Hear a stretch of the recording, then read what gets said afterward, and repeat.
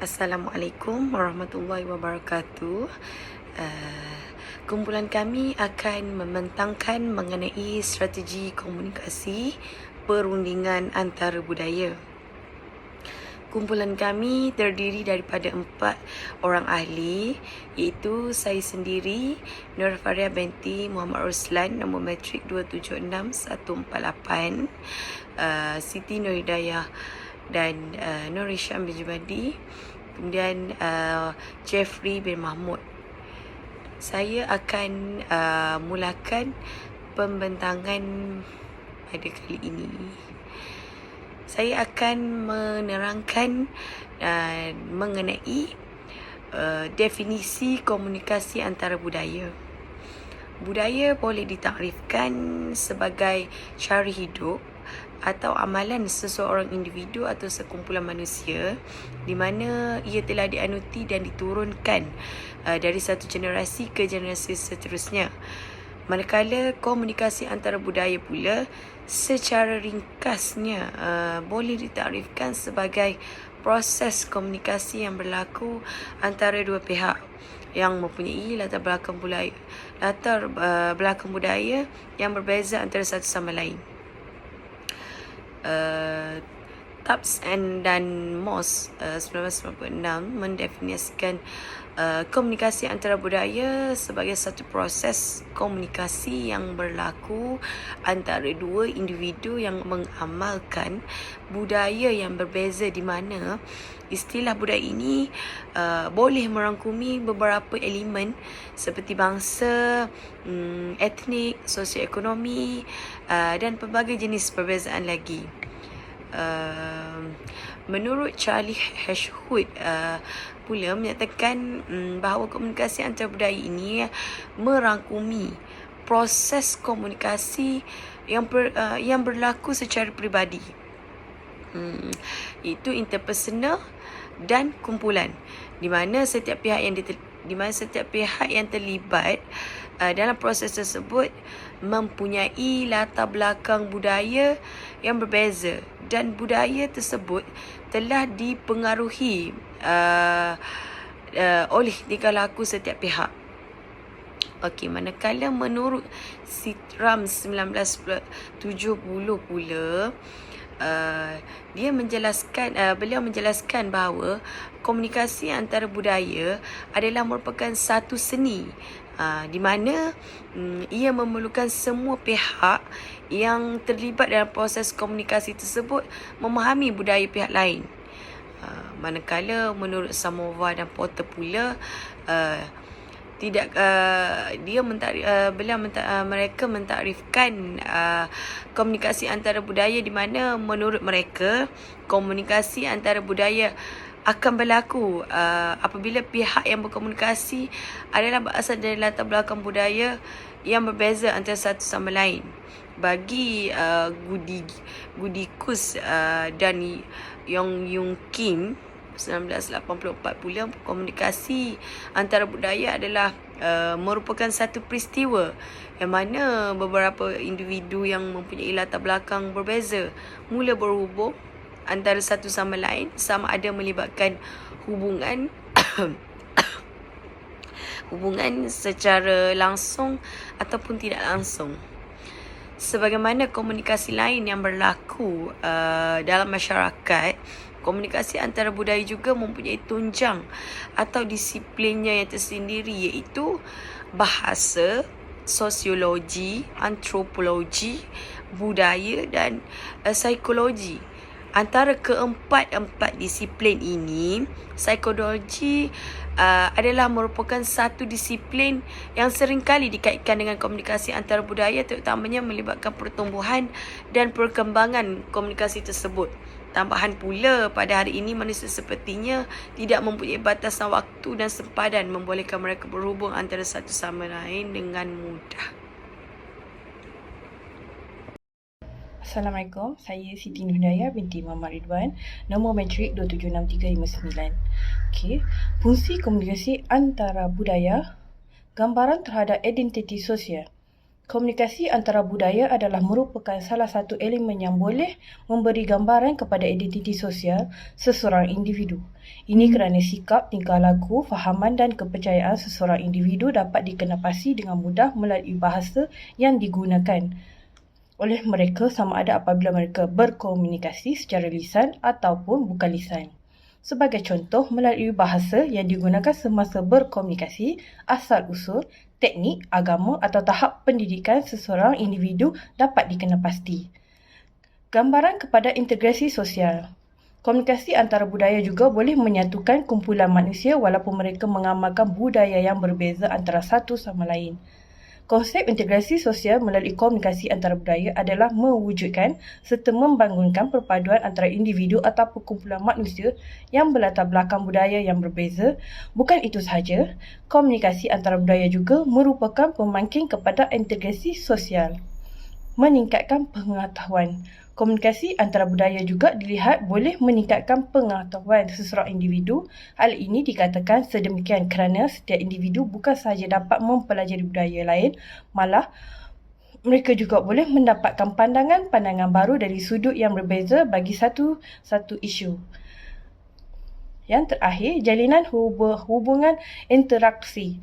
Komunikasi antara budaya juga boleh mewujudkan hubungan saling melengkapi antara kumpulan masyarakat di mana secara tidak langsungnya boleh mewujudkan kehidupan yang lebih harmoni. Apatah lagi apabila dalam sesebuah negara mempunyai penduduk yang mengamalkan budaya yang berbeza. Assalamualaikum, saya Najib Syambil Jumadi, nombor metrik 2766138. Untuk tindakan yang diambil sebagai wakil perunding dari Malaysia mewujudkan atau membina hubungan awal yang semua pihak perunding.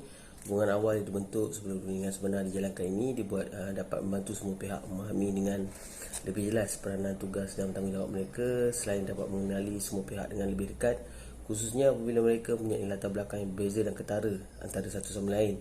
Hubungan awal yang dijalankan ini juga dilihat mempunyai peranan yang sangat besar dalam proses perundingan sebenar yang akan dijalankan dalam hasil perundingan yang bakal diperolehi. Secara ringkasnya, secara hubungan yang telah terbentuk antara pihak perunding boleh mempengaruhi proses serta keputusan perundingan pada masa yang akan datang, walaupun pihak harus memberi tumpuan kepada yang berlaku dalam proses serta keputusan perundingan terkini. Menguasai teknik perundingan dan cuba mengetengahkan proses perundingan yang lebih bersifat kolektif semasa perundingan sebenar berlaku. Apabila perundingan melibatkan ahli atau perunding yang mempunyai latar belakang berbeza, maka proses dan budaya perundingan lebih bersifat kolektivis adalah merupakan satu proses budaya yang lebih sesuai, kerana setiap ahli perundingan lebih terbuka dalam perundingan tersebut. Akhirnya akan kata sepakat atau tujuan lebih integratif dapat dicapai. Ini berbeza apabila proses perundingan dijalankan dan mengetengahkan budaya yang lebih bersifat individu, di mana proses serta keputusan yang akan dalam perundingan tersebut telah menunjukkan bahawa ini hanyalah sifat individu. Meningkatkan kemahiran sebagai perunding dan cuba untuk bersikap biorektik serta konservatif. Apabila kemahiran perundingan dipelajari dan ditambah baik secara dari awal, maka proses perundingan akan berlaku dan lebih mudah, dan seterusnya keputusan perundingan juga akan memberi keuntungan kepada semua pihak.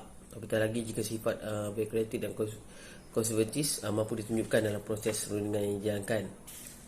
Meningkatkan dan menguasai ilmu keusahawanan dan bersedia untuk mengambil risiko. Seorang perunding yang berkaliber adalah merupakan individu yang mempunyai sifat keusahawanan yang tinggi dalam diri mereka. Ini kerana perundingan adalah merupakan satu proses keusahawanan yang harus dikuasai oleh setiap individu. Bukan itu saja, kerana keberanian untuk mengambil atau menghadapi dua risiko, terutamanya risiko yang tidak jangka, kerana adanya perundingan terlibat dengan proses perundingan yang tidak mempunyai maklumat yang cukup, sumber pengetahuan terhad. Inilah yang telah meletakkan mereka dalam satu keadaan yang berisiko. Oleh itu, keputusan yang bakal dimutamakan dalam proses perundingan juga akan menjadikan satu keputusan yang berisiko untuk semua pihak. Mempelajari teori komunikasi berkesan. Terdapat 4 cara komunikasi yang berkesan, iaitu kefahaman, ciri keseronokan, menjaga kepercayaan sasaran dan wujudkan tindakan susulan. cara perundingan yang berkesan harus mempunyai ciri kefahaman dalam diri individu mendengar penjelasan agar dapat ditafsir dengan maksud yang sama, apa mesej sebenar daripada penjelasan ingin disampaikan, manakala ciri keseronokan di mana seorang ahli itu berkomunikasi hanya sekadar ingin mencari keseronokan atau sekadar berbual kosong bagi mengisi masa terluang. Perbualan yang diutarakan menggunakan ciri ini adalah tidak memberikan apa-apa mesej kepada individu. Sebagai contoh, perbualan tempat makan, sesi perundingan selesai, menjaga kepercayaan adalah sangat penting dalam proses membuat sesuatu perundingan. Hal ini berkaitan dengan percakapan tentang perkara yang benar saja. Ciri ini harus dititik berat bagi membina kepercayaan dalam kalangan orang yang bakal menjalinkan hubungan kerja dengan kita. Akhir sekali, mewujudkan tindakan susulan. Ciri ini dapat dilihat melalui contoh ini. Seorang guru disiplin telah menegur sekumpulan pelajar supaya tidak melakukan kesalahan vandalisme. Matlamat guru adalah untuk anak didiknya tidak melakukan lagi kesalahan tersebut, yang mendapatkan laporan terima dari guru atas perbuatan kerja tersebut. Selepas teguran daripada guru disiplin terbabit tidak lagi melakukan kesalahan vandalisme, maka komunikasi guru terbabit dianggap adalah membina hubungan yang lebih efektif dan perunding adalah bakal berbanding dengan nanti. Assalamualaikum warahmatullahi wabarakatuh. Saya Jeffrey bin Mahmud, bernombor matrik 276316. Menerangkan 4 strategi komunikasi. Pertama, menggunakan kelebihan atau tarikan fizikal. Terdapat kajian yang telah dijalankan dan mendapati bahawa tarikan fizikal adalah merupakan satu elemen yang boleh membantu dan memainkan peranan penting dalam usaha untuk memenuhi hasrat sesuatu pihak yang berunding.